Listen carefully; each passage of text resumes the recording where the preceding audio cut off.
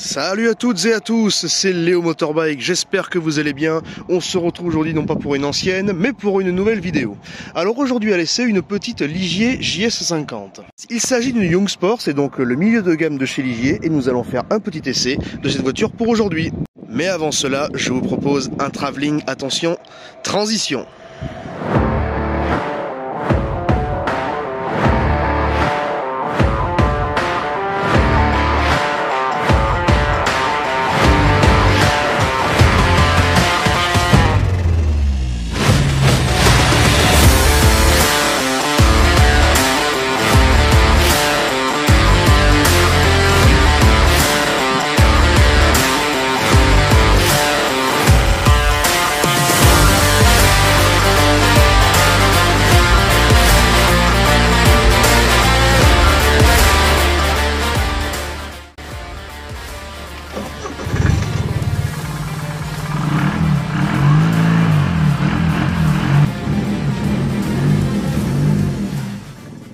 Donc les amis, aujourd'hui j'avais à cœur de tester cette petite Ligier JS50 parce que c'est malgré tout la petite voiture de la gamme Ligier, mais c'est une voiture qui est quand même grande par ses aspects. Un intérieur qui est quand même plutôt grand, une très grande place pour les jambes et malgré tout un design plutôt sympa. Alors c'est vrai qu'il accuse déjà quelques années, la JS60 a un esthétique qui est quand même plus moderne, mais ça reste une voiture qui est plutôt pas mal et vous allez voir que c'est même sportif. Alors j'en vois déjà râler, c'est sportif, pour une sans permis, je précise. Commençons par un petit tour esthétique et comme d'habitude on va s'attarder sur la face avant avec les fameux feux de la Peugeot 108, feux de la 108 qui y vont d'ailleurs très bien, ils sont plutôt bien intégrés. Certains constructeurs essayaient d'intégrer des pièces de l'automobile existantes comme JDM, mais ce qui n'était pas forcément très esthétique. Là c'est plutôt bien fait. Alors la voiture accuse déjà quelques années bien entendu, on peut le constater, deux bouches d'aération sur les côtés et bien entendu la calandre qui est ouverte pour laisser passer l'air pour refroidir le radiateur et du coup le moteur de la voiture. On a deux petits feux de jour ici et là, voilà. Le logo Ligier qui est légèrement différent sur la JS60 si je ne m'abuse. Je crois que celui-ci c'est l'ancien et du coup le nouveau est sur la JS60. Bien entendu ici, deux petits spoilers à l'avant qui servent à appuyer la voiture à l'avant à 200 km/h bien entendu. Il en est de même pour le béquet à l'arrière. Pour finir, les deux fameuses petites lignes de style qui partent ici jusque là pour donner un air plus agressif. Oui je sais, vous n'aimez pas quand je dis agressif, mais que voulez-vous, ce sont les codes du design actuel. Comme il s'agit de la version courte, on retrouve bien évidemment ici le petit aileron de requin, une pièce qui fait bien sûr penser et qui est inspirée de la Citroën DS3. Ce que je ne déteste pas, d'ailleurs c'est vrai que copier les anciennes voitures, moi ça me plaît pas trop, mais là pourquoi pas, c'est plutôt bien intégré. Bien entendu à l'arrière on retrouve ce fameux diffuseur qui est inspiré de la Formule 1, avec notamment ici l'emplacement pour le feu stop des Formule 1 et deux gros pots d'échappement. On a ici les sorties du diffuseur. En course automobile ça sert à faire passer l'air, ça sert à faire passer un flux d'air pour appuyer la voiture au sol. Ici c'est purement décoratif, vous l'aurez compris. Bien sûr le petit badge DCI puisque c'est un DCI. Et bien entendu le badge JS50 Sport. Mais nous allons essayer d'être succincts aujourd'hui car on est surtout là pour l'essai routier de cette voiture et vous allez voir qu'il y a quand même des choses intéressantes à dire. J'ai moi-même été surpris. Pour partir, je vous propose de passer sur l'intérieur du véhicule. On va d'abord s'attarder aux contreportes qui ont été travaillées, n'est-ce pas? Vous pouvez voir ici qu'il y a des motifs assez géométriques, notamment de cette grande plaque qui vient s'étendre jusqu'à la fin de la portière, qui bien sûr supporte les haut-parleurs. Et on peut constater que la poignée qui était autrefois sur les JS50 n'existe plus. Dans un souci de pureté, elle a été retirée au profit tout simplement d'une poignée traditionnelle. En ce qui concerne les sièges, ce sont des sièges en cuir à peu près normaux, on n'a pas le style de damier, qui font beaucoup penser d'ailleurs aux montres. On a quand même des petites surpiqûres blanches, voilà, jusque tout le tour de la voiture. Et voilà le deuxième siège avec le matériel. Bon, et bien je pense qu'il est plus que temps de prendre le volant de cette JS50. Allez, c'est parti.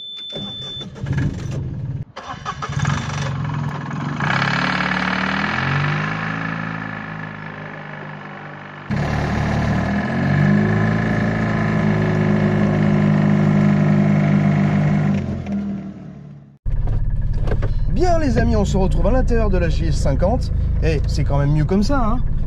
Je veux dire au niveau des plans de caméra. Alors, première chose qu'on peut dire, eh ben ça marche. Je sais que ça peut être étonnant pour une voiture sans permis, mais ça marche.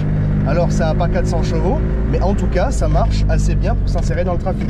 J'ai connu des voitures sans nuit qui étaient bien pires que ça, hein. Niveau châssis, ben ça va aussi. Bon, c'est vrai qu'on a des jantes qui sont un petit peu petites, on est sur du 15 pouces, mais en tout cas ça va. Ça reprend plutôt bien. Le volant est très agréable à la manipulation, en tout cas bien plus qu'avec l'ancien volant. Par contre, seul problème, voilà, ça bride à 50. Je sais que c'est la règle du jeu, mais vous savez, vous comme moi, que c'est quand même assez chiant. Hop là, on arrive sur un petit rond-point, on va faire un petit tour et on va aller tester le freinage.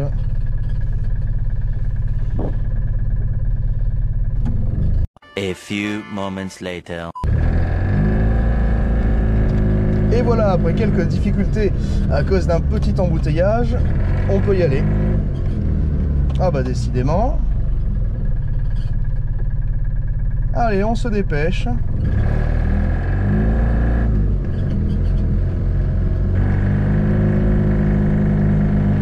C'est vrai que le trafic c'est toujours un peu gênant. En tout cas, je peux parfaitement suivre la 208 qui est devant moi. Et on va bientôt tourner pour faire un petit exercice de freinage, en espérant qu'on aura suffisamment de place. Les suspensions sont assez douces quand même. Je peux constater que les suspensions sont assez douces. Personnellement, j'ai une voiture où les suspensions sont assez raides, mais voilà. Ouais, donc du coup, effectivement, la vitesse à 50 km/h, c'est un peu chiant. Vous voyez, là, on peut voir la 208 qui s'éloigne, bon, gentiment, hein, mais en tout cas sûrement. Et voilà, on va arriver à un petit stop.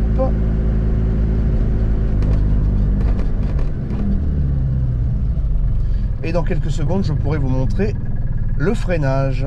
Petit départ arrêté. Ouais, ça watt pas mal quand même, regardez. Non, le 0 à 50 km/h. Je le calculerai à partir d'ici, du coup. Et ouais, du coup, ça bloque à 50 km/h. On va pas écraser le cycliste non plus.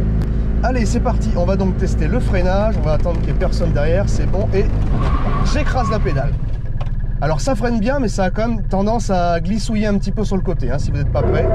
Alors oui, effectivement, le freinage est plutôt bon. En revanche, la répartition des masses laisse un peu à désirer. En effet, dans une autre tentative, j'ai quand même levé les deux roues arrière. Oula! Allez, on enquille le retour avec encore une petite accélération. Vous voyez, ça marche plutôt bien. Et à la prise en main, franchement, c'est pas désagréable quand on voit certaines sans permis que j'ai conduites.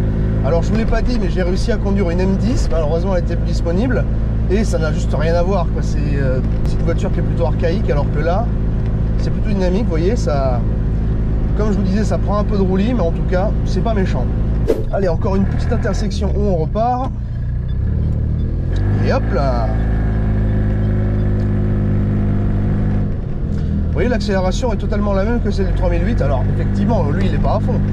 Mais en tout cas, on arrive parfaitement à suivre le trafic. Je pense que la puissance a été déterminée comme ça. Qu'est-ce qui permet de suivre le trafic? Ben, en tout cas, là, ça marche. Voilà. Il manque quand même un petit ABS. Je pense qu'il manquerait l'ABS, voilà. Ah là là, que de trafic, que de trafic. Les gars, pour me soutenir, mettez un petit like. Et allez, enfin, dernier petit virage. Encore avec une accélération. Mais oui, vous allez me dire, ouais, machin, si, cela, mais ça marche bien, ça marche bien. Moi, j'y peux rien. Hein. Franchement, je vais vous dire la vérité, mais c'est plutôt agréable à conduire. Après, pour pouvoir comparer, je vous invite quand même à essayer de vous-même. En tout cas, voilà. Allez, une petite dernière accélération pour le plaisir. Et on va se retrouver pour une conclusion. C'est parti! Et en conclusion, qu'est-ce qu'on peut dire? Malgré l'âge de la conception de la voiture, celle-ci est une 2017 en termes de conception, la voiture n'a pas tellement pris une ride. C'est vrai qu'il y a de la place pour les jambes, la voiture marche plutôt bien, la direction assistée marche bien aussi, bref, ça fait le café. C'est vrai que le tableau de bord est quand même assez austère, et ça, je pense qu'il faudrait y remédier. Ça va arriver certainement, mais voilà, je pense qu'il faudrait y remédier. Bah écoutez, moi je suis plutôt conquis par cette voiture, j'espère que la vidéo vous aura plu, et moi je vous dis à une prochaine. Salut à tous!